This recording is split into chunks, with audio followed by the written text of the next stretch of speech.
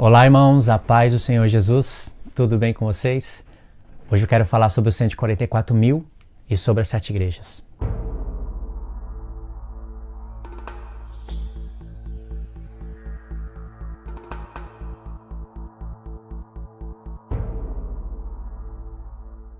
Por que eu quero falar sobre os 144.000 e sobre as 7 igrejas? Porque as 7 igrejas, elas têm um contexto histórico e um contexto profético. Olha só para o Apocalipse, eu vou mostrar algo para vocês incrível. Não vou dar todas as respostas agora, porque isso precisaria de um estudo de mais de 2 horas, mas eu vou deixar algo para vocês meditarem. E vocês, através da leitura que vocês vão fazer na sua casa, vocês vão confirmar essas coisas. Toda a palavra de Deus ela é baseada em profecias, e Deus usa do contexto histórico. Irmãos, vocês já pararam para pensar por que Deus escolheu 7 igrejas? Havia somente 7 igrejas na Ásia? As 7 igrejas são exortadas, são consoladas. Não são todas as igrejas que são exortadas, que Deus fala, eu tenho algo contra você. Tem a igreja de Esmirna, a igreja de Filadélfia, que Deus não tinha algo contra, não repreende, mas Deus exorta ela para permanecer assim. Por isso que ele fala 7 vezes, ao vencedor eu lhe darei isso, isso e isso. Então, se fala ao vencedor é porque vai ter perdedores, concorda? Então, por que foi escolhido 7 igrejas? E a igreja de Gálatas? E a de Coríntios? E as igrejas da Judéia? E as igrejas espalhadas por todo o mundo? Deus não tinha nada para repreender? Ele escolheu 7 para que através dessas 7 igrejas que recebesse o Apocalipse, João escreveu o Apocalipse, creio eu, 8 vezes, porque ele teve que ficar com uma cópia para ele e mandar 7 para cada igreja. Então, se cada igreja recebeu um Apocalipse, isso é muito significativo, irmãos. E por que 7 anjos das 7 igrejas? Você acha que isso daí é por acaso? Eu vou mostrar algo para vocês. É preciso de uma leitura, né? Revelação de Jesus Cristo que Deus lhe deu para mostrar aos seus servos as coisas que brevemente devem acontecer. Brevemente do ponto de vista daquele que está falando. E enviando pelo seu anjo, as notificou a seu servo João, a qual testificou a palavra de Deus e do testemunho de Jesus Cristo a tudo quanto viu. Olha o verso 3. Bem-aventurado aquele que lê, e bem-aventurados os que ouvem as palavras desta profecia e as guardam, as coisas que nelas estão escritas, porque o tempo está próximo do ponto de vista daquele que está revelando. Então olha a bem-aventurança aqui. Diz bem-aventurado aquele que lê e aqueles que ouvem. Esse ouvir é entender. Não é algumas coisas que você vê nos comentários do YouTube, nos documentários do YouTube, que o Apocalipse foi feito para uns lerem e para outros ouvirem. Não é isso. Bem-aventurado aquele que lê e aquele que vai ouvir, dar ouvido, entender. Como Paulo fala, não ouviste o que foi dito? Paulo fala para os Gálatas, vocês que querem estar debaixo da lei, vocês não ouvem a lei? Não ouvem é entender. Vocês não entendem? Não ouve o que a lei está falando? Então aqui, bem-aventurado é aquele que lê, primeiramente lê, sem leitura você vai entender o quê? Depois, aqueles que entendem, que ouvem, e aí as que guardam. Você precisa guardar aquilo que você entendeu e você precisa entender aquilo que você leu. Primeiro passo, ler, segundo passo, entender, terceiro passo, guardar. Aí se cumpre a bem-aventurança, que é palavras de profecia. Aí João fala no verso 4, João, as 7 igrejas que estão na Ásia, graça a vós e paz da parte daquele que era e que há de vir, e da dos 7 espíritos que estão diante do seu trono. Que 7 espíritos são esses? Você sabia que os 7 espíritos de Deus que estão diante do trono de Deus, eles vão ser associados com aquelas 7 chamas que estavam na menorá? Que Jesus vai falar que é um mistério aqui, que é as 7 igrejas? Sabia disso? E que também está associado com a visão de Zacarias, que fala a respeito da edificação da casa de Deus.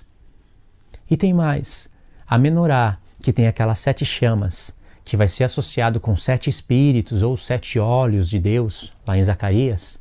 E aqui também, essas 7 chamas fazia parte do sacrifício contínuo da tarde e da manhã.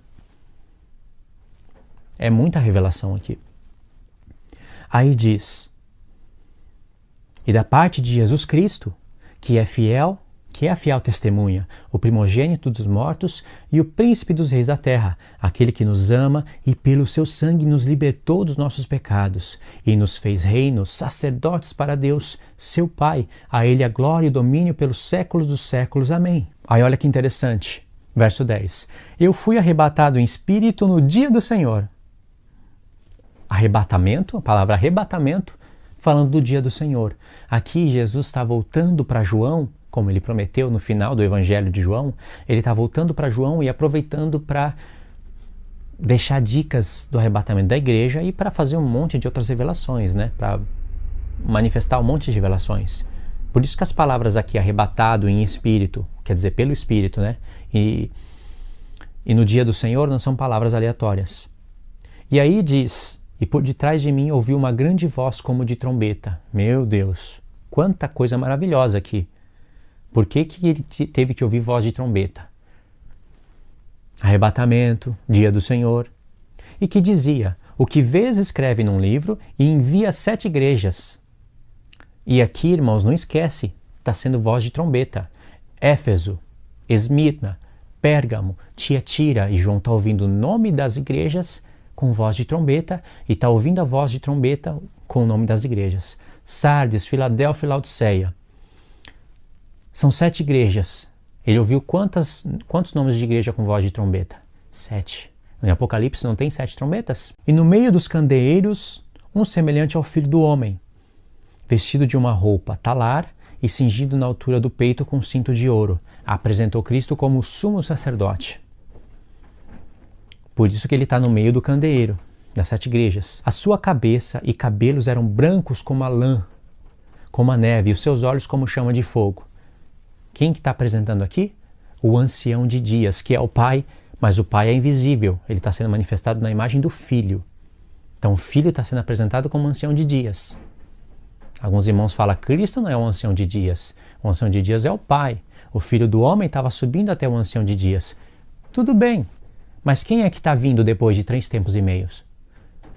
Está escrito, até que veio o ancião de dias, veio para a terra, onde estava o chifre pequeno, e fez justiça aos santos. A Escritura promete a vinda de quem? Do Pai ou do Filho? Do Filho. O Pai é invisível e o Filho vem representando o Pai. Ancião de dias. Os seus pés semelhantes como bronze reluzente. Daniel 10. Daniel 10 é a explicação de Daniel 8 e das 70 semanas. Seus pés semelhantes a latão reluzente que fora refinado numa fornalha. A sua voz como de muitas águas. Falou que a sua voz era de trombeta e agora muitas águas. Muitas águas é povos, línguas e nações. Trombetas é o que povos, línguas e nações vão receber do Senhor e figurado em 7 anjos vão tocar trombetas. Isso está em Apocalipse. E isso é um mistério que Jesus vai falar.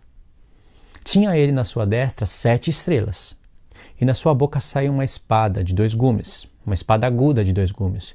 O seu rosto era como o sol, quando resplandece na sua força. Quando o vi, caí em seus pés como morto. Mesma coisa que Daniel. E ele pôs sobre mim a sua destra, dizendo, não temas, eu sou o primeiro e o último. Olha, essas palavras aqui estão em Isaías, quando Deus está falando das 2 testemunhas.